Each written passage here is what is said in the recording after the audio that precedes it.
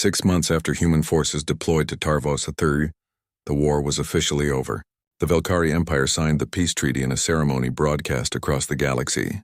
They agreed to withdraw completely, pay massive reparations, and accept Council observers to ensure compliance. The war that the Council expected to last years had ended in 4 months. Human casualties totaled 247 wounded and 31 dead. Velkari casualties exceeded 400,000. The math was brutal and undeniable. Captain Park Minho stood at attention during the ceremony, his dress uniform crisp and formal. He watched the Velkari delegates sign the treaty with faces that showed both defeat and relief. They'd lost the war, but they'd survived contact with humanity. That was worth something. Counselor Victor approached Minho after the ceremony. The Thrasillian's mandibles clicked in a pattern that the translator rendered as uncertainty. "Your people accomplished the impossible," Victor said. "But I must confess I'm still disturbed by your methods." "I know," Minho replied. "Most council species are." "We understand that. Do you regret the violence?" Minho was quiet for a moment. "Every death weighs on us. Every battle leaves scars. But do I regret stopping an invasion that would have killed millions? No, I don't regret that. You speak of war so pragmatically, because we understand it. The council species see war as an aberration, something abnormal. For humans, war is a tool. A terrible tool we wish we never had to use, but a tool nonetheless.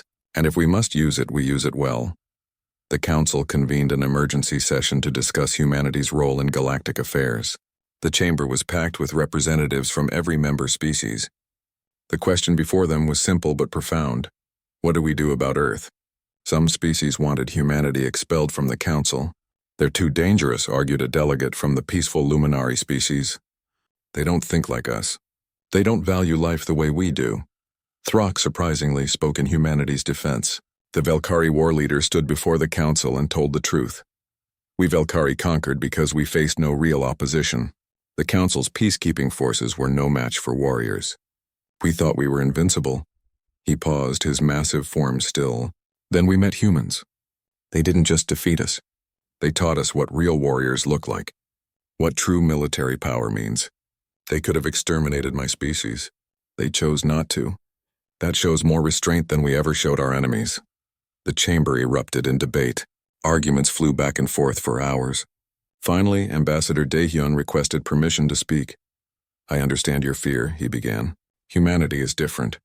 We come from a world that tried to kill us for millions of years. We evolved to survive impossible odds. We learned to fight because our planet gave us no choice." He pulled up images of Earth: hurricanes, earthquakes, volcanoes, floods, droughts. This is a normal year on Earth. Natural disasters kill thousands. Disease spreads despite our best medicine. Predators share our land and sometimes hunt us. And for most of our history, our greatest threat was other humans. The Council watched in silence. We became good at war because we had to. Every nation on Earth developed weapons because their neighbors did. Every advance in technology found military applications because survival demanded it. We didn't choose this path. It was forced on us. Daehyun's voice hardened. But we learned from our mistakes. We unified our world. We nearly destroyed ourselves several times, and each time we pulled back from the edge. We know the cost of violence. We know the price of war. That's why we try to end conflicts quickly, decisively, with minimal casualties. "Minimal?" a delegate shouted. "You killed 400,000 Velkari!" "And if the war had dragged on for years?" Daehyun countered. "How many would have died then? How many civilians? How many council citizens? We ended the war in 4 months. A traditional council approach would have taken years and killed millions." The debate continued for 3 days. Finally, a compromise emerged. Humanity would remain in the council, but with a new role. They would become the protectorate forces responsible for defending council space from external threats. But there would be rules. Strict rules of engagement, oversight committees, regular reporting. The council wanted humanity's protection, but they also wanted controls on human military power. Admiral Choi Hye-jin accepted the terms during a formal ceremony. "Earth agrees to serve as the Council's shield. We will defend our allies with everything we have, but we will do it our way, using our methods. If you want us to fight, you accept that we know how." The agreement was signed. Humanity became the Council's protectors, and some whispered their greatest worry. 10 years passed. The galaxy settled into a new normal. Human military bases dotted council space, small fortresses maintained by rotating forces. The bases were efficient, professional, and slightly intimidating to most aliens. Major Han Jiwoo commanded a frontier station on the edge of council space. She'd been promoted 3 times and spent 8 years in various postings across the galaxy. Now she trained new officers from multiple species. A young alien officer, a Plenari named Kelvin, asked her about the Velkari War during a history lesson. Jiwoo pulled up footage of the battles. "This is what humanity can do," she said, showing the devastating efficiency of human warfare. "This is why other species fear us." "Do you regret it?" Kelvin asked. "Every day," Jiwoo replied honestly. "Every soldier I've ever met carries the weight of what we've done. We're good at war, but that doesn't mean we enjoy it. Then why continue? Why maintain such powerful military forces?"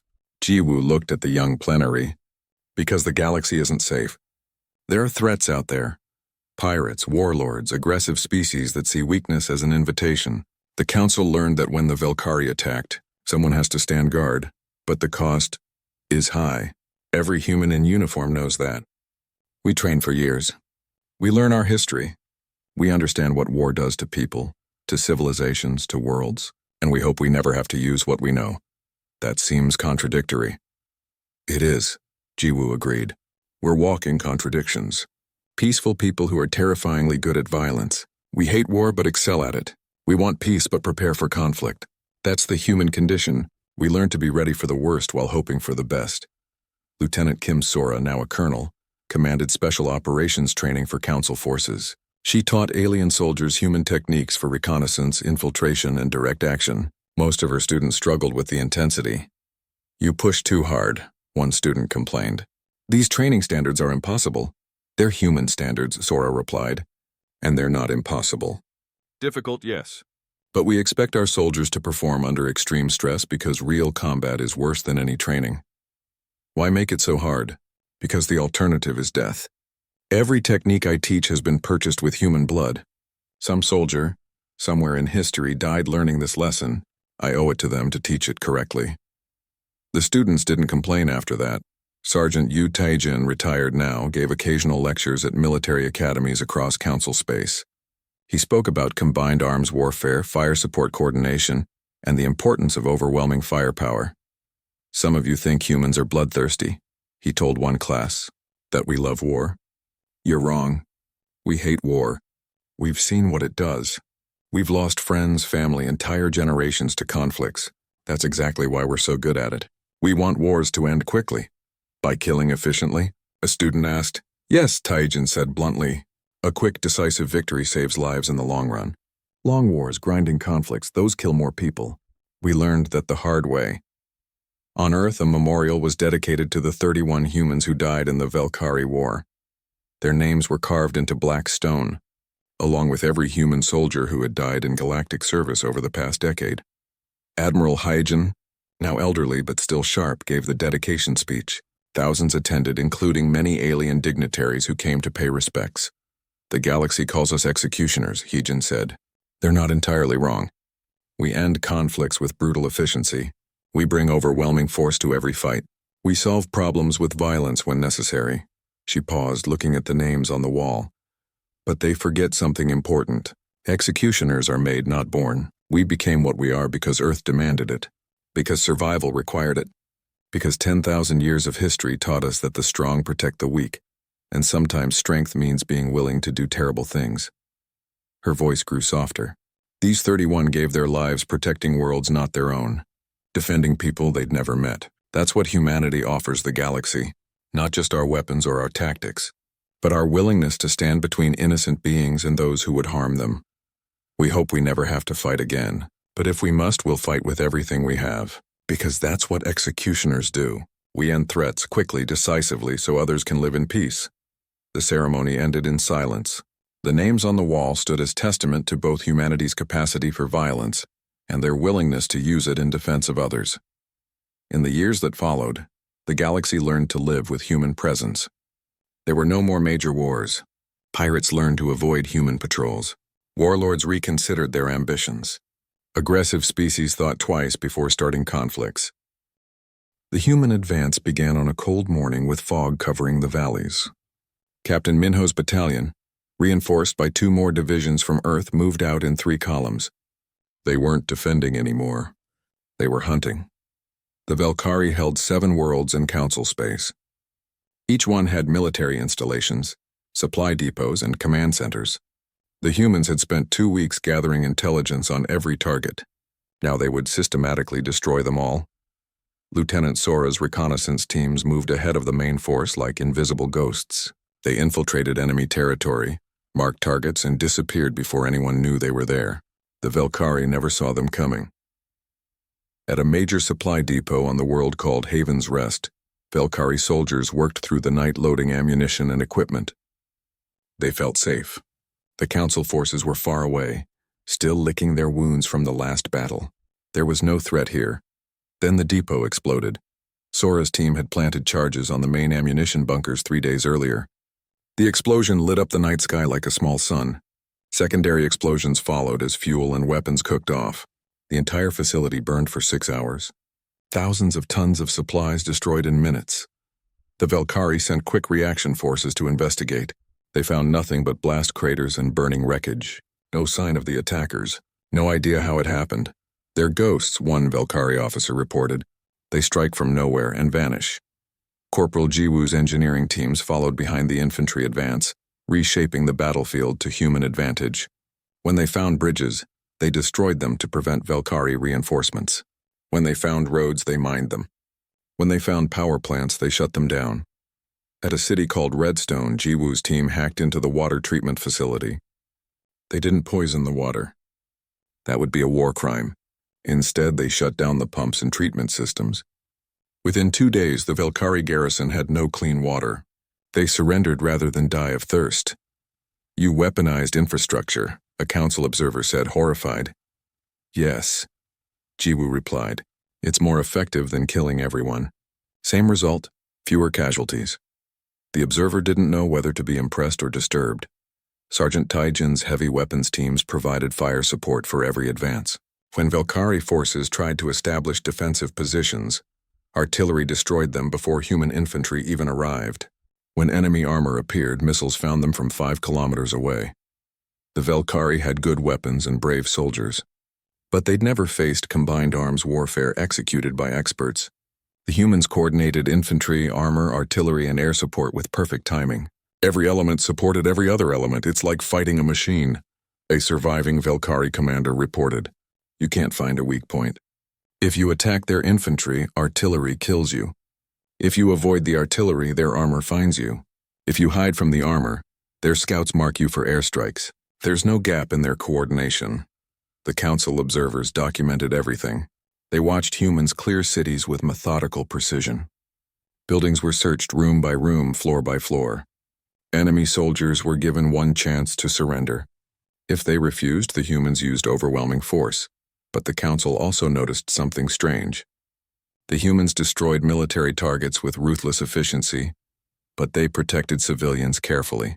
When human forces liberated an occupied city, they immediately established medical aid stations, distributed food and water, and restored basic services.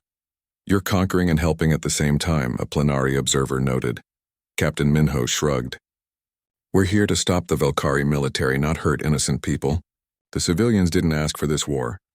But you kill so efficiently, that's the point. The faster we win, the fewer total casualties. Slow wars kill more people. We learned that lesson the hard way.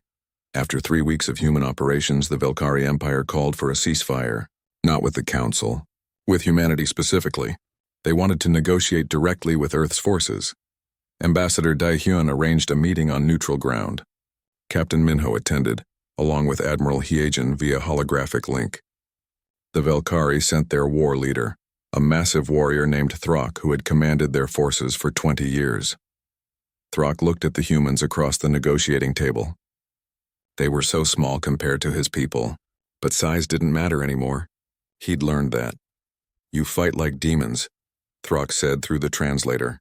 "My people have conquered 12 species. We've never faced warriors like humans." "You made a mistake," Minho replied calmly. "You attacked the Council. They called for help. We answered. But your methods, your weapons, the way you fight, it's not normal warfare." Admiral Hyejin spoke from her hologram, Define normal. You invade peaceful worlds. That seems abnormal to me. Throck's fur rippled, a sign of discomfort. We are conquerors. It's what we do. What we've always done. But you're not conquerors. You're exterminators. No, Minho said quietly. If we were exterminators, your species would be extinct. We've been very restrained. Restrained? Throck's voice rose. You've destroyed 3 of our fleets, taken 20 worlds, killed over 400,000 of my warriors. And we could have killed millions of civilians. We didn't. We targeted your military only. That's restraint. Throck was silent for a long moment. Why? Why are you so good at this? Minho exchanged glances with Admiral Heejin. Then he pulled up a holographic display showing Earth. This is our home world, Minho began. Gravity is 30% higher than most council worlds. Weather ranges from burning deserts to frozen tundras. Natural disasters kill thousands regularly. And for most of our history, we fought each other. He brought up images from human history. Ancient battles, medieval sieges, industrial warfare, modern conflicts. We've been at war with ourselves for 10,000 years. Different nations, different cultures, different beliefs. We developed weapons to kill beings exactly like us, tactics to defeat armies that thought like us, strategies to win wars against enemies who were just as smart, just as creative, just as desperate. Throck stared at the images in horror. You fought yourselves? Constantly, Admiral Heijin confirmed. We had 2 global wars in the 20th century alone. Over 100 million dead. We learned every lesson about warfare the hard way. By doing it wrong, dying, and trying again. How did your species survive? Barely, Minho said. We almost destroyed ourselves several times. Nuclear weapons, biological warfare, environmental collapse. We came very close to extinction. Then why didn't you? Because we learned. Eventually. We unified our world, eliminated most conflicts, and focused our energy on space exploration instead of killing each other. Minho leaned forward. But we didn't forget how to fight. We just fight for better reasons now. Throck sat back, his massive form seeming smaller somehow. My people thought we were the greatest warriors in the galaxy. We conquered because no one could stop us. You conquered because you never met anyone who really knew how to fight, Admiral Heijin said. The council species evolved on paradise worlds. They never needed to become good at war. We didn't have that luxury. Earth is a death world, Minho added. Everything there tries to kill you. The weather. The predators. Other humans. We became what we are because our world demanded it. Strong, adaptable, and very, very good at surviving against terrible odds. Throck made a decision then. The Velkari Empire offers peace. We will withdraw from all occupied territories. We will pay reparations. We will sign a non-aggression treaty with the Council. And humanity? Admiral Heejin asked. We want no further conflict with humans. Ever. My people respect strength. You have proven yours beyond question. The negotiations continued for 2 more days, but the outcome was certain. The war was over. The Velkari would retreat and the Council would regain their worlds. But the galaxy had changed. Council species began researching human history more carefully. What they found shocked them. Earth's timeline was an unbroken chain of conflicts, innovations, and barely avoided disasters. Every human advancement had military applications. Agriculture fed armies. Mathematics calculated artillery trajectories. Computers coordinated strikes.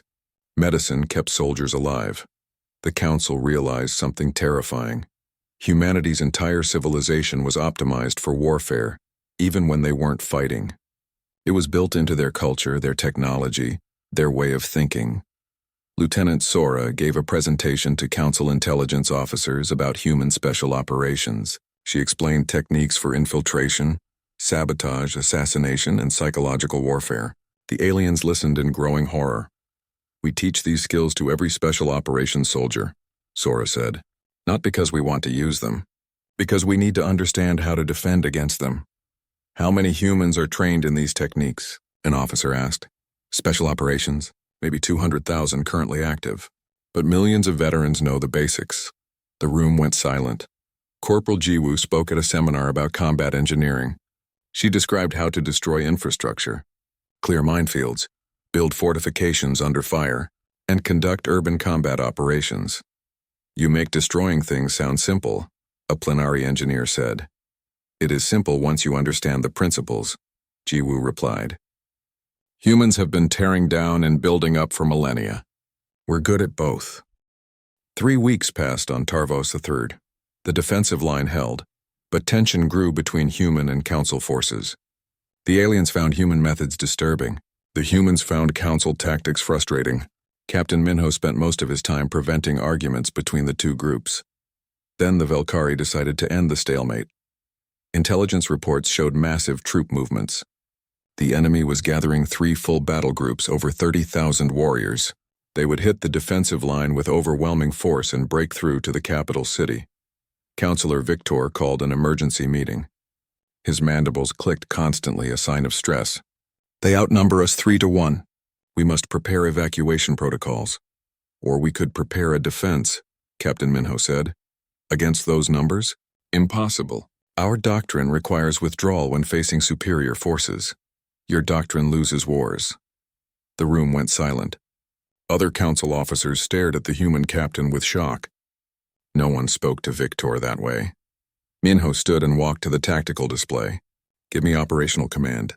Let my people do what we do best. And what is that? Victor asked. When? After a long pause, Victor clicked his mandibles in resignation. Very well. The humans will lead the defense. But I am formally noting my objection. Minho smiled. It wasn't a friendly expression. Noted. Over the next 48 hours, the human forces transformed the battlefield. Lieutenant Sora's scouts had spent 3 weeks mapping every hill, valley, and approach route. Now they used that knowledge. Corporal Jiwoo's engineering teams planted mines across the most likely Velkari approach paths. Not random mines, but carefully planned fields designed to channel enemy movement into specific kill zones. They marked safe paths for human forces with coded markers invisible to anyone who didn't know what to look for. Sergeant Tajin positioned his heavy weapons in overlapping fields of fire. He established primary firing positions, alternate positions, and fallback positions. Every gun could support every other gun. Every position had clear sight lines and prepared range cards. Human artillery crews dug their guns into hardened positions 5 kilometers behind the front line. They pre-registered every possible target, calculating firing solutions for dozens of locations. They stockpiled thousands of rounds organized for rapid-fire missions. Council observers watched with growing unease. One plenary officer approached Jiwoo as she set another mine. How many of these devices have you placed? He asked. In this sector? About 4,000. The plenary's skin turned pale. 4,000? But that's enough to kill. About 12,000 enemy soldiers, yes, assuming they bunch up properly. You speak of killing so casually. Jiwoo looked up from her work. Sir, they're trying to invade this world and kill your people. I'm stopping them. That's the job. But so much death, would you prefer they reach the city? Kill civilians? Because that's what happens if we don't stop them here. The plenary had no response. On the morning of the attack, Captain Minho stood in the command center watching the displays. Red icons showed Velkari forces assembling. 3 huge groups preparing to advance. The council soldiers were visibly nervous. The humans were calm, almost relaxed. All units, this is command, Minho said into the radio net. Enemy advance expected within 30 minutes. Hold fire until they enter the kill zones. Let them come to us. Lieutenant Sora's scouts were already in position, hidden among the rocks and trees ahead of the main line. They would call in artillery strikes and guide the defensive fire. Each scout team had enough supplies to survive alone for days if needed. The Velkari advance began at dawn. 30,000 warriors moving in organized columns, confident in their numbers. They'd fought council forces before. This would be their greatest victory. They never saw the first mines. The explosions rippled across the valley floor in a precise sequence. Jiwoo had timed the mines to detonate in waves, each blast pushing survivors toward the next field.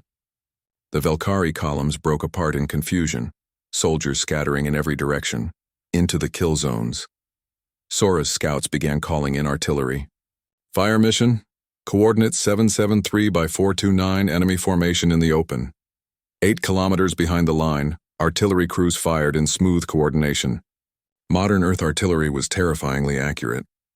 The shells arced through the sky and fell exactly where the scouts directed. The Velkari had no warning. One moment they were regrouping, the next moment the world exploded around them. The barrage lasted 10 minutes. Shells fell in precise patterns, walking across the enemy positions. When it stopped, the valley floor was torn and burning. "All units," Minho said calmly. "Enemy is broken and disorganized. Infantry advance with armor support. Artillery shifts to counter battery fire." Counselor Victor grabbed Minho's arm. "You're advancing? Against a superior force? That's madness." "That's tactics," Minho replied. "They're broken. We pressed the advantage. Human infantry moved forward in coordinated teams. They didn't charge blindly. They advanced by squads, each group covering the others. Armored vehicles supported them, their guns picking off Velkhari warriors who tried to establish resistance. The Velkhari, brave and skilled fighters, found themselves facing something they couldn't comprehend. The humans seemed to know where they were before they appeared. They fired from distances that should have been impossible. Their coordination was perfect, like watching parts of a single organism. Sergeant Tajin's heavy weapons ripped apart every attempt at a Velkhari counterattack.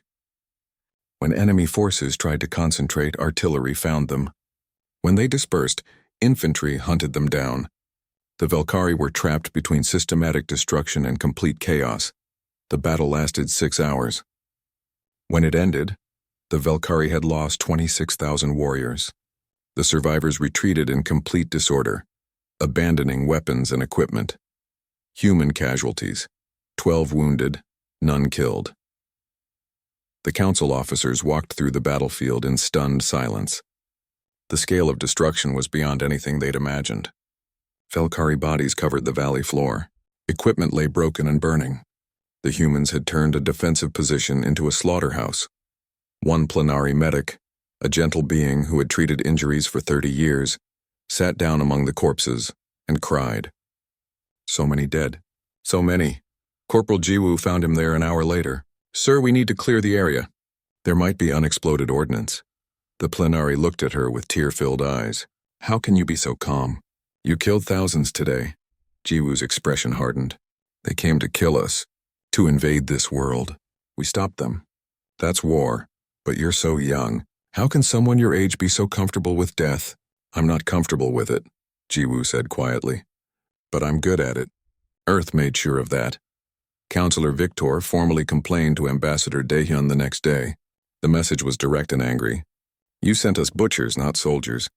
The casualties were excessive. The violence was unnecessary. This is not how civilized beings conduct warfare." Daehyun's response came 12 hours later. "You asked us to stop an invasion. We stopped it. If you wanted something different, you should have been more specific. We don't fight wars to make them fair. We fight wars to win them." The Velkhari Empire's War Council met an emergency session. They reviewed the battle footage in silence. What they saw terrified them. The humans hadn't just defeated their army. They'd destroyed it with mechanical efficiency. "They fight like machines," one commander said. "Every movement calculated. Every shot precise. No wasted effort, not machines," another replied. "Machines don't adapt. These humans change tactics in real time. They predict our movements before we make them." An elder Velkhari, a veteran of many campaigns, spoke last. "I have fought 20 species across 50 worlds. I have never seen warriors like these. They don't fight like they're built for war. They fight like war is their natural state, like violence is as normal to them as breathing." "What do we do?" someone asked. The elder was quiet for a long moment. "We learn, or we die." Back on Tarvos III, Lieutenant Sora found herself explaining human military history to a council intelligence officer. The alien wanted to understand what made humans so effective. "You have to understand where we come from," Sora said. "For most of our history, we didn't fight aliens. We fought other humans, beings exactly like us. Same intelligence, same weapons, same tactics, and how is that relevant? Because it meant we couldn't rely on physical advantages. We couldn't win because we were bigger or stronger. We had to be smarter, more creative, more ruthless. 10,000 years of fighting ourselves made us very, very good at war." The intelligence officer's translator struggled with the next question. "But surely your people made peace." "Sometimes. Never for long. There was always another war. Another conflict. Earth is a harsh world. Limited resources, extreme weather, dangerous predators. We've been fighting something since before we could write. Fighting became what we're best at." "That's horrible." "Yes," Sora agreed. "It is. That's why we try to end wars quickly now.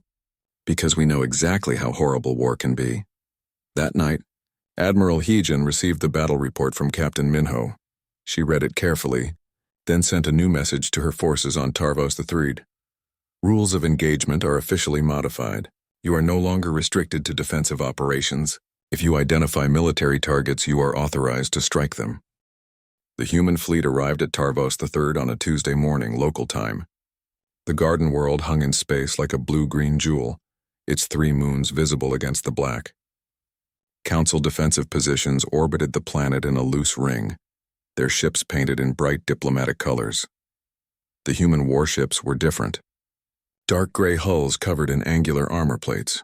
No decorative lights, no welcoming messages broadcast on open channels. Just 6 deadly shapes that moved in perfect formation, announcing themselves with cold military protocols. Counselor Victor watched them arrive from the command station. His mandibles clicked nervously. "They look like predator ships," he said to his aide. "They look efficient," the aide replied. The human transports began landing at the main defensive base. Council soldiers gathered to watch, curious about Earth's warriors. When the first humans emerged from their ships, a strange silence fell over the crowd. Captain Park Minho walked down the ramp first. He stood just over 180 centimeters tall, shorter than most council species. But something about the way he moved made others step back. His eyes swept across the base, noting positions, sight lines, defensive weaknesses. He didn't look at people. He assessed threats. Behind him came the rest of his battalion, row after row of human soldiers in gray and brown uniforms. They moved in synchronized steps, weapons held at ready positions, faces hidden behind tactical visors. Even standing still, they looked dangerous. Victor approached Captain Minho for the formal greeting. "Welcome to Tarvos III. We are grateful for Earth's assistance in this difficult time." Minho saluted, a sharp human gesture. "Captain Park Minho, 3rd Expeditionary Battalion. We're here to help defend this world." "Yes, defense," Victor said, relieved. "We hold the line, wait for diplomatic solutions. Minimal casualties on both sides." Minho didn't respond immediately. He looked at the counselor, then at the defensive positions visible from the landing pad. "We'll discuss strategy after my people are settled." The council's quartermaster, a plenary named Soltik, nearly collapsed when he inventoried human equipment. He was a gentle being from a peaceful world, used to cataloging food supplies and medical kits. What the humans brought made him physically ill. "These are weapons?" he asked Lieutenant Sora, pointing at the crates with shaking hands. "Assault rifles," Sora confirmed. "Standard infantry weapons, but they're so powerful. These rounds could pierce starship hulls." "That's the idea." Soltik moved to the next crate, opened it, and gasped. "What is this?" "High explosives. For breaching fortifications." "How much do you have?" "About 40 tons in this shipment alone." Soltik sat down heavily. "Why so much?" Sora looked at him with genuine confusion. "This is a war, right? We brought enough supplies for sustained combat operations." The plenary's translator struggled with the next words. "We hope to avoid sustained combat. We hoped for peaceful resolution." "Then you probably shouldn't have called soldiers," Sora replied. The first strategy meeting happened that evening. Council officers gathered in the command center, presenting their defensive plans. They had established a perimeter 15 kilometers from the city.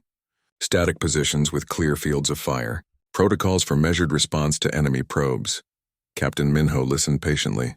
When they finished, he spoke. "This won't work." The room fell silent. "Your positions are predictable," Minho continued. "The enemy knows where you are. They can plan around you. You need mobile reserves, overlapping fields of fire, fallback positions." "We are not here to attack," Victor said firmly.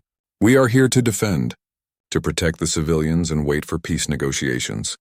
"Defense requires offense," Minho said. "If you only react, the enemy controls the battle." "Your methods sound aggressive." "My methods win wars." Victor clicked his mandibles in what might have been frustration. "We will maintain our current strategy.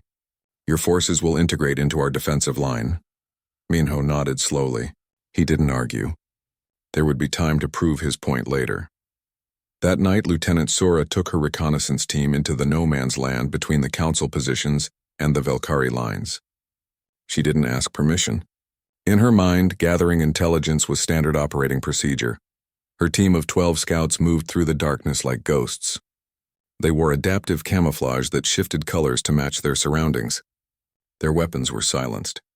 They communicated through hand signals and neural links. The Valkyrie forward positions were 5 kilometers away. The enemy soldiers were large beings built like Earth's bears with thick fur and powerful limbs. They stood openly in their trenches, confident that the Council forces wouldn't dare approach.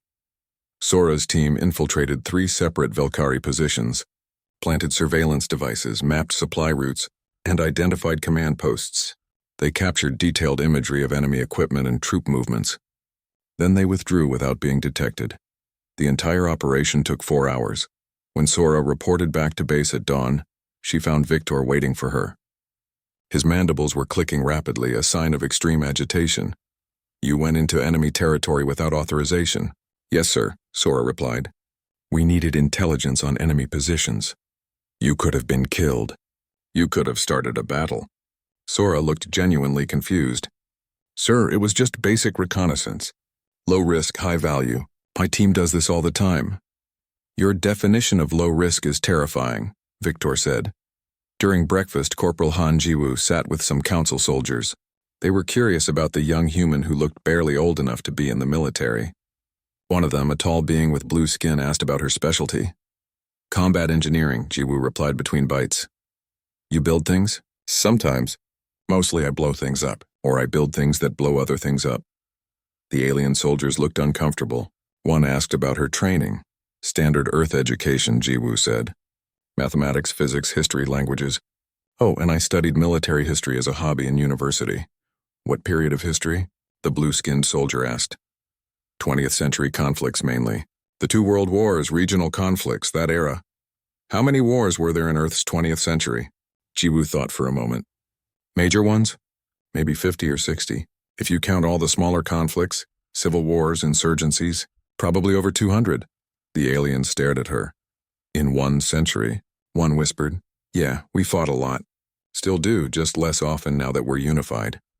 The conversation ended there. The council soldiers lost their appetite. The Valkyrie probed the defensive line that afternoon.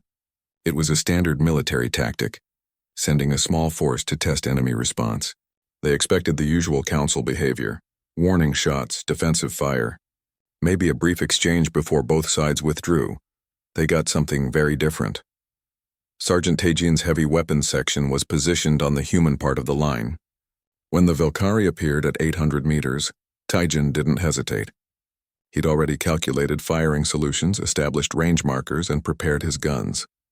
"Enemy contact," he said calmly into his radio. "Engaging." The heavy machine guns opened fire with a sound like ripping cloth. Tracers lit up the afternoon sky in bright streams. The Valkyrie assault force, 200 strong, ran into a wall of lead moving at supersonic speeds. The engagement lasted 40 seconds. When the guns fell silent, the Valkyrie force had ceased to exist. Those who survived were already retreating, dragging wounded companions. Victor arrived at Taejin's position within minutes. "Why did you fire?" "They were only probing. We could have warned them off."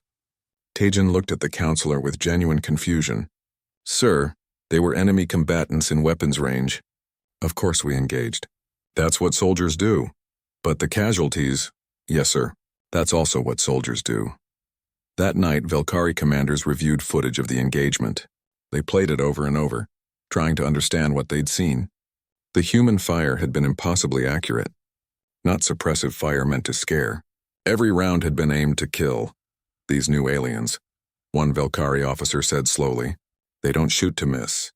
They don't shoot to wound. Every bullet is meant to kill." "What has the Council brought to this war?" another asked. No one had an answer. But deep in the Valkyrie command structure, military analysts began pulling up everything they could find about Earth. What they discovered would give them nightmares for weeks to come. The emergency lights flashed red across the council chamber on Helios Prime Station.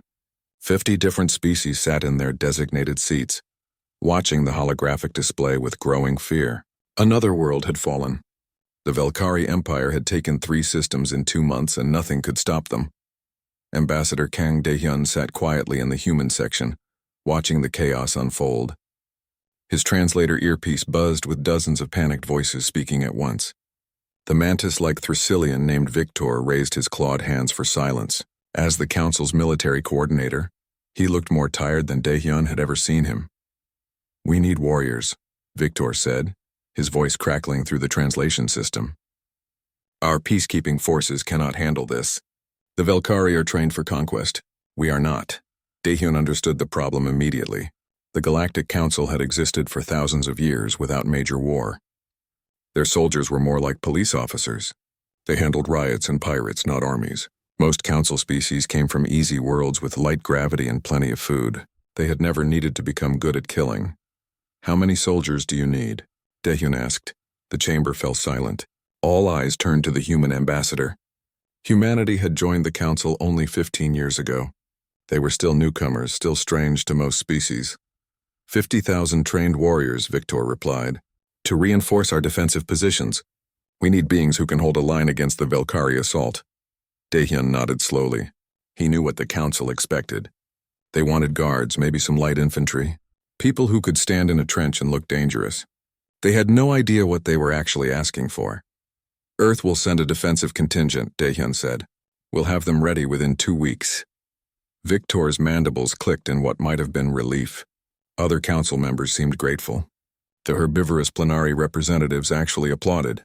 They thought humanity was doing them a favor, helping out the new friends who had welcomed them to the galaxy.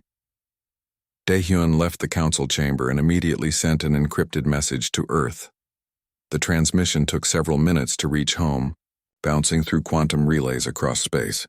When it arrived at United Earth Defense Command in Geneva, Admiral Choi Hijin read it 3 times. She smiled. It was not a kind smile. Within an hour, Admiral Hijin had called an emergency meeting with the Joint Chiefs of Staff. The holographic conference room filled with the heads of every military branch. They listened as she read the council's request. "They want soldiers," General Nam Ki-won said. He commanded the Army's expeditionary forces. "Do they know what that means?" "No," Admiral Hijin replied. "They think it means people with guns who stand in lines. They've never seen real war. So what do we send them?" asked Air Force Commander Lee Bora. Admiral Hijin pulled up a list on the display. "We send them the 3rd Expeditionary Battalion. Full combined arms support. Armor, artillery, air support, special operations, everything." The room went quiet. Everyone understood what that meant. "They're going to panic when they see what we're bringing," Marine Commandant Park Ji-hoon said. "Then they shouldn't have asked for help," Admiral Hijin replied. Captain Park Min-ho received his orders while training his battalion in Australia. The 3rd Expeditionary had just finished 6 months of desert warfare exercises. They were ready for anything. When Min-ho read the deployment brief, he called his officers together. Lieutenant Kim Sora arrived first. She commanded the battalion's reconnaissance company, the scouts who went where others couldn't. Sergeant Yu Taejin came next, wiping grease from his hands. He'd been maintaining the heavy weapons. Corporal Han Jiwoo was last, still wearing her engineering gear. "We're deploying off-world," Min-ho told them. "The Galactic Council is at war. They need help." "What kind of war?" Sora asked. Min-ho pulled up the intelligence brief. "Conventional warfare. The enemy uses kinetic weapons, armored vehicles, standard infantry tactics. Nothing we haven't seen before," Taejin laughed. "They asked us? They do know what humans are like, right?" "Apparently not," Min-ho said. "The council thinks we're sending peacekeepers." Jiwoo looked confused. "But we're not peacekeepers. We're assault infantry." "I know," Min-ho replied. "They'll figure that out soon enough." The battalion loaded onto 6 Earth warships over the next week. The loading process would have shocked any council observer. Crate after crate of ammunition, artillery pieces that could fire shells 50 kilometers, tanks with armor thick enough to stop anti-ship weapons, attack helicopters with enough missiles to level a city block. The soldiers themselves looked different from what the council expected. Every human was shorter than most council species, rarely over 2 meters tall, but they were built like predators. Dense muscle, forward-facing eyes, and a way of moving that suggested constant awareness. They spoke in short, efficient sentences and wasted no motion.